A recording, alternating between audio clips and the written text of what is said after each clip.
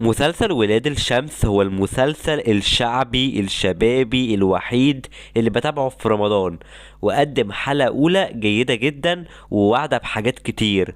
طيب هل هو مكمل في المستوى ده لما عدى منه 5 حلقات؟ أنا عارف وانتوا وقتي بتشوفوا الحلقة السادسة نزلت ويمكن السابعة كمان، ولكن أنا لسه واقف عند الحلقة الخامسة ومشوفتش الاتنين التانيين للأسف. من الإيجابيات اللي شفتها في المسلسل الأداء التمثيلي من أحمد مالك وطه دسوقي، الاتنين رائعين والكيمستري بينهم روعة، وهم عاملين ثنائية المخ والعضلات، وده الصراحة الجامد جدا. وهو دايما مالك في حتة الشعبي بيعملها حلو، ولكن أول مرة أشوفها على طه دسوقي، وحقيقي هو متمكن جدا ودوره أكتر من رائع. كمان معتز هشام مقدم أداء جيد جدا، مينا عبد الوهاب أداؤه جامد جدا، ومن الشخصيات اللي حبيتها في مشهد البروبوزل محمود حميدة في أدوار الشر.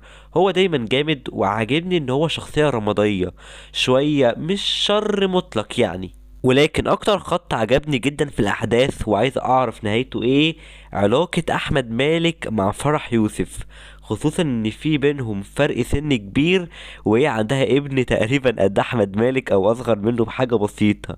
وده بدأ يتبروز اكتر تحديدا من قفلة الحلقة الرابعة والحلقة الخامسة، واللي في رأيي هم افضل حلقات المسلسل الصراحة، لانه كاحداث عامة انا شايف ان رتمها متفاوت، في حاجات مش منطقية، حاجات مش قادر اتواصل معاها واهتم بيها، ومع ذلك لا، في احداث وخطوط انا مهتم بيها. برضو من العناصر اللي مش عجباني قوي في المسلسل مشاهد الاكشن، ولكن في خط اتفتح اللي هو بتاع ضياء عبد الخالق، وانه عارف مين الست اللي في الصورة مع احمد مالك، واللي بنسبة كبيرة هتطلع والدته.